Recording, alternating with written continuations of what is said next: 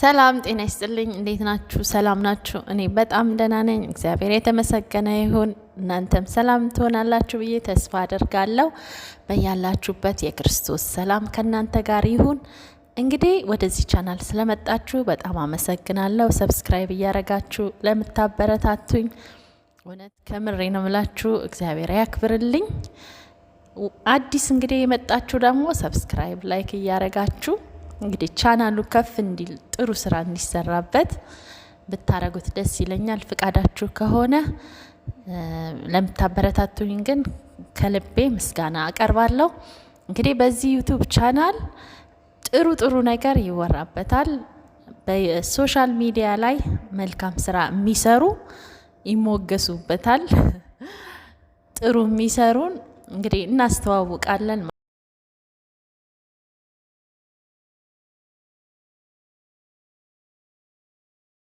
እንኳን ማልቀስን አወቅኩ እንኳን ሐዘንን አወቅኩ እንኳን መገፋትንና ብቻን መሆንን አወቅኩ እንኳን የሰው ልኩ እስከምን ጥግ እንደሆነ እንኳን አወቅኩ እይታዬን ቀየረልኝ ንግግሬን ቀየረልኝ ምን ያህል ብርታት እንደሰጠኝ እኔ ነኝ የማውቀው ሰብስክራይብ ያላደረጋችሁ ቻናላችንን ሰብስክራይብ አድርጉ በህይወቴ ከተማርኳቸው ትላልቅ ትምህርቶች መካከል ዛሬ የምነግራችሁ በጣም ዋነኞቹ ነው እነኚህን ነገሮች ከተረዳው በኋላ የህይወቴ መስመር ተቀይሯል ማለት እችላለሁ ህይወቴን የምመለከትበትን ራሴን የምመለከትበትን እይታ በደንብ ነው የቀየርኩት ስለተጠቀምኩ እናንተም ትጠቀማላችሁ እርግጠኛ ነኝ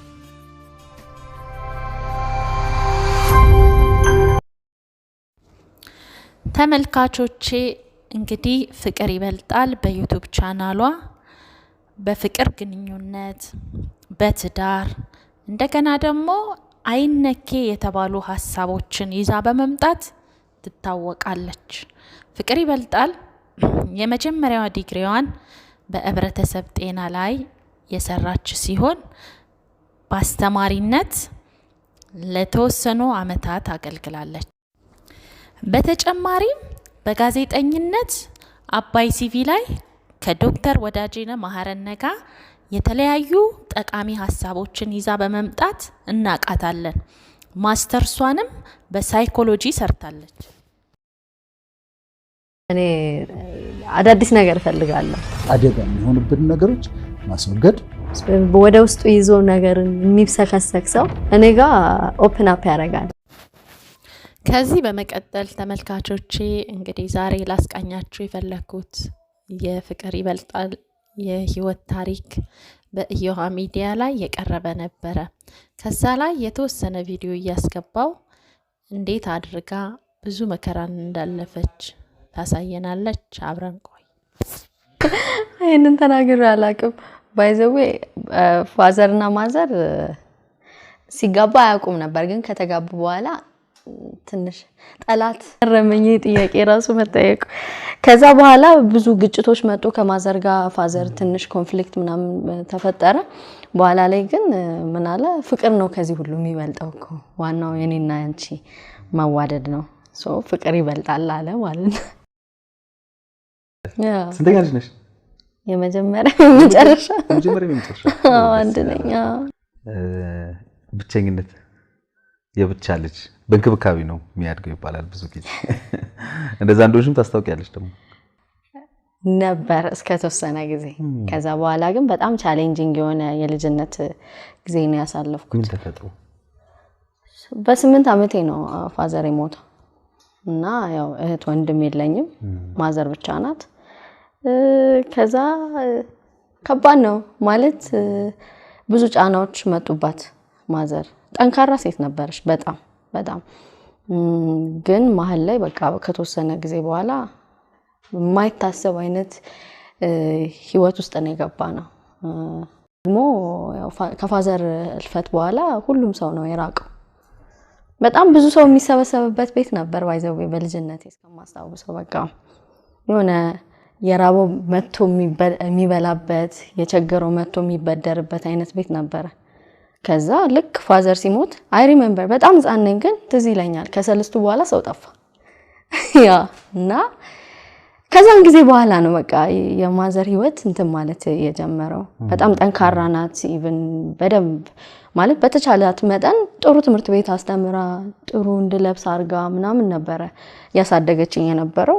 ግን ልክ ወደ 8ኛ ክፍል ምናምን ስደርስ በቃ ጤናዋ ተቃወሰ። ኑሮ ደግሞ ግልብጥብጥ አለ። እኔ ያደኩበት አለ።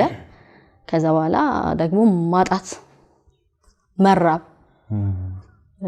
የሰው ፊት ማየት፣ ጎረቤት ማደር ለወር ለምናምን ከዛ ደግሞ የግል ትምህርት ቤት ነው የምማረው። ማን ይከፍልልኛል ስጋት አለ። በቃ ካሁን ወር በመጣ ቁጥር ያልከፈሉ ተማሪዎች ስም ይጠራል እያልኩኝ እኔ ከነሱ ውስጥ ሆናለሁ እያልኩኝ በስጋት ነበረ እንትን እምለው። ከዛ ባይ አልጠራም እናቴ ደግሞ የለችም፣ የት እንደሆነችም አላውቅም።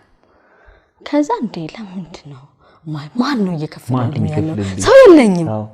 ለራሴ እንዴት የበላው ትምህርት ቤት እንደምሄድ አላውቀውም።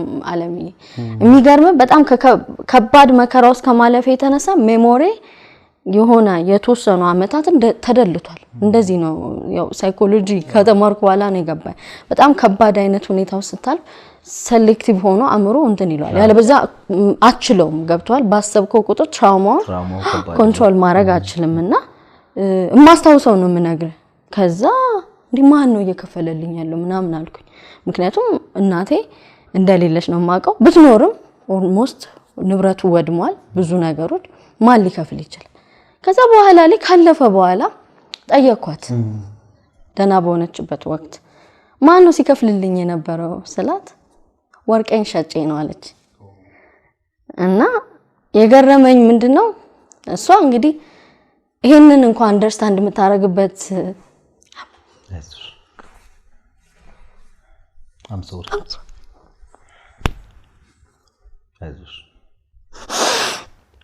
አውርቼው ስለማለት ነው ብዙ ይቅርታ አይዞሽ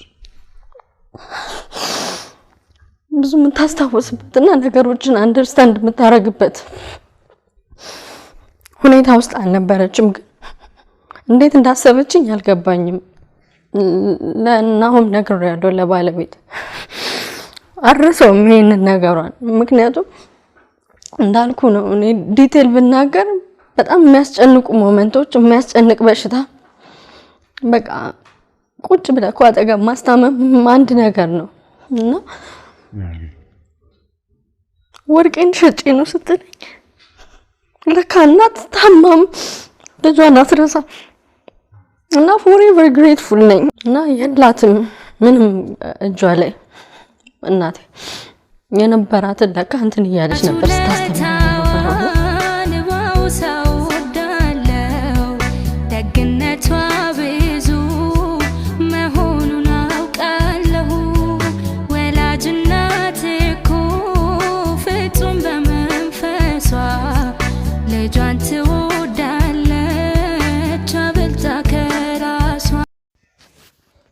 በጣም ያሳዝናል። እንግዲህ አንዳንድ ጊዜ የምናልፋቸው በህይወታችን በጣም ከባድ መከራና ፈተናዎች አሉ።